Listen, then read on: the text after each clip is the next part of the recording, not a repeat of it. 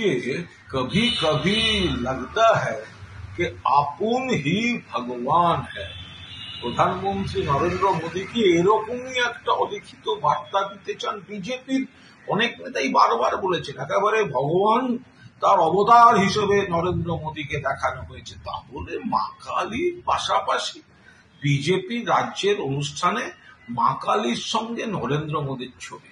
আরে বাংলায় আমরা মা কালীকে আমাদের দেবদেবীদের একটা অন্যরকম উচ্চতায় অন্তর থেকে শ্রদ্ধা করি, সেখানে রাজনৈতিক এক ব্যক্তিকে ভগবানের পাশে বসিয়ে এটা কি হচ্ছে? এ তো ধর্মকেও অপমান করা, দেবদেবীর অবমাননা। এটা রাজনীতিতে হতে পারে না।